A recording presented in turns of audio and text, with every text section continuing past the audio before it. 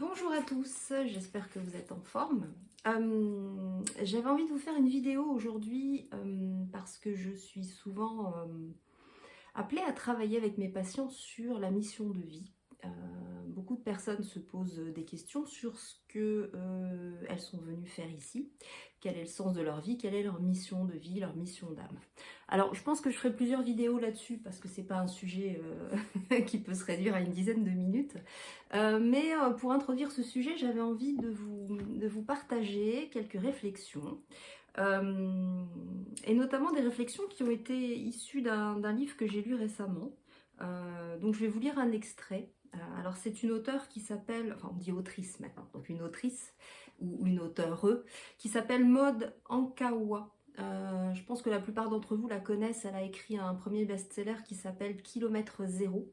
C'est des romans initiatiques donc, qui mettent en œuvre beaucoup de concepts, beaucoup de notions de développement personnel. Donc elle a écrit Kilomètre Zéro. Ensuite elle a écrit un autre livre, un autre roman qui s'appelle Respire. Et là c'est son troisième roman qui s'appelle, je vais vous montrer la couverture, Plus jamais sans moi. Donc de Maud Ankawa.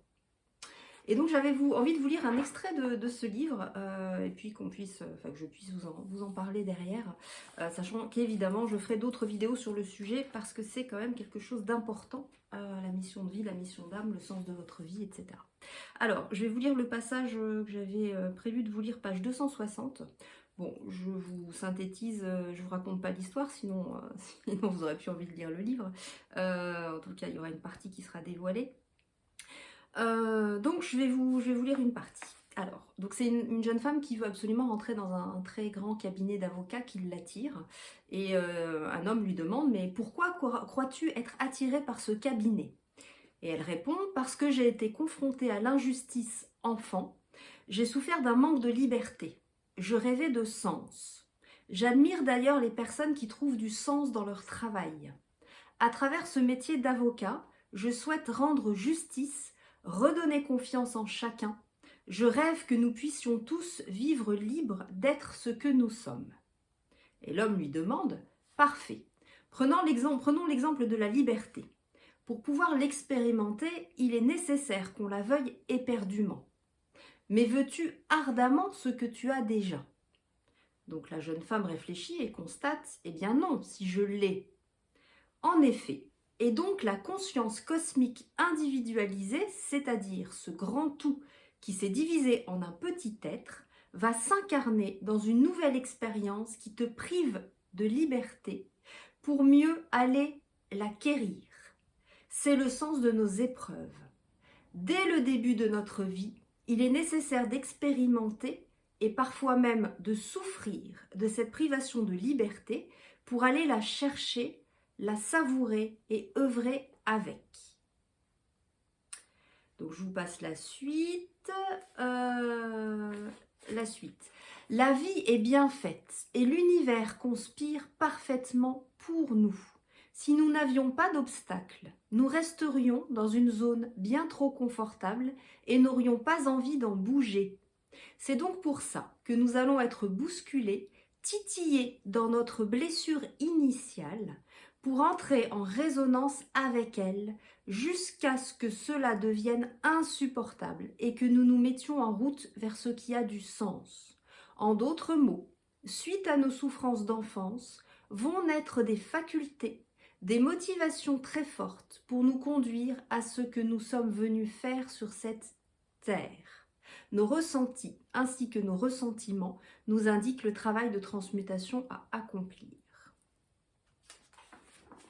Alors, quand j'ai lu ce passage, je me suis dit, je vais absolument en parler en vidéo parce que je le trouve très, très, très explicite.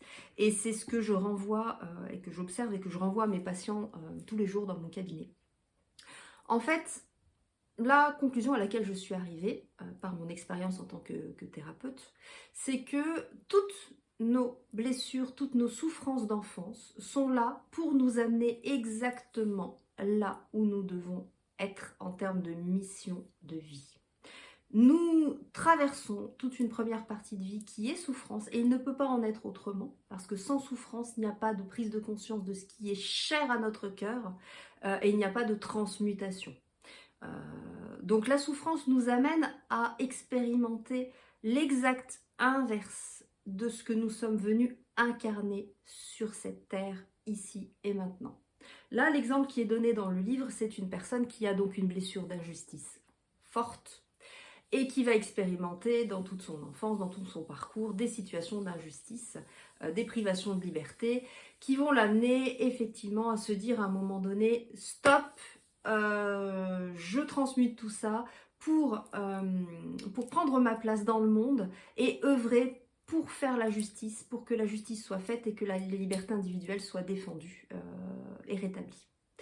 Et donc, clairement, on comprend que cette personne est vraiment à sa place lorsqu'elle choisit d'être avocate pour défendre ce qui est juste et pour défendre les libertés individuelles. Mais elle a pris conscience vraiment de cette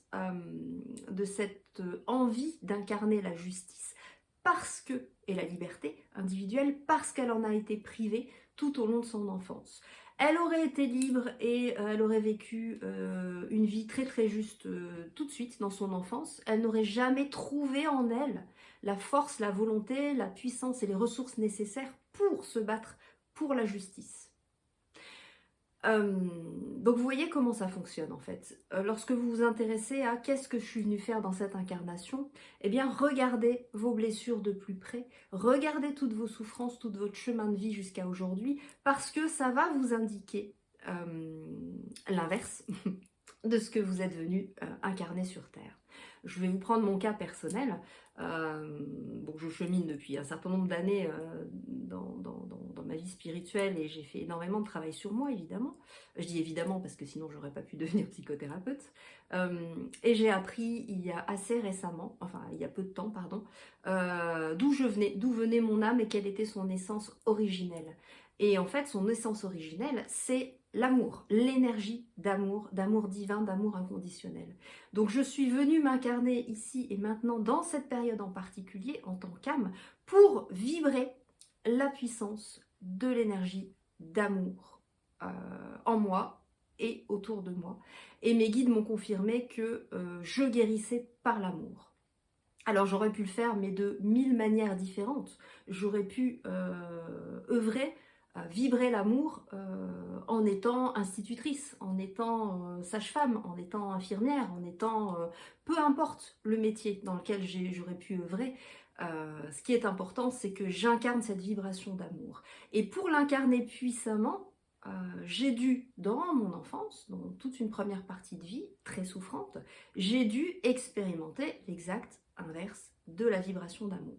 J'ai expérimenté une vie avec beaucoup de peur, avec de la maltraitance, avec des situations qui étaient tout sauf de l'amour.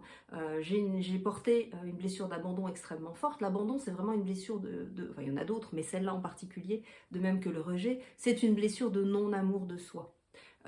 Donc j'ai été amenée dans toute une première partie de vie à souffrir de ce manque d'amour pour à un moment donné me mettre vraiment au travail sur moi et transmuter toutes ces zones de non-amour en moi, toutes ces zones de peur en moi pour vraiment libérer mon canal de toutes ces énergies qui viendraient bloquer la descente de l'amour inconditionnel en moi et donc m'empêcher de vibrer ça autour de moi. Voilà, je ne vais pas vous parler de moi plus longtemps, c'est pas le sujet, mais c'est pour vous montrer dans quelle mesure en fait tout ce que vous vivez dans une première partie de vie est vraiment là pour aller vous donner la force de transmuter et vraiment d'expérimenter et de vibrer l'inverse de ce que vous avez vécu dans toute votre histoire et dans toute votre enfance.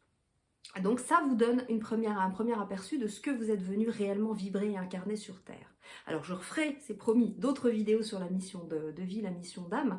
J'avais juste envie de vous dire également que la mission n'a pas une forme en particulier.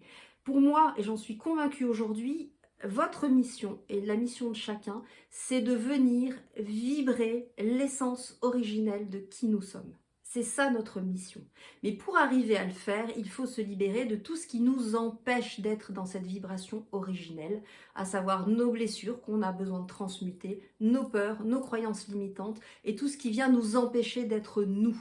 Parce que lorsqu'on a fait ce travail de se libérer de tous nos freins, nos blocages à qui on est, eh bien là, à ce moment-là, on peut vibrer qui nous sommes et on est purement et simplement dans notre mission.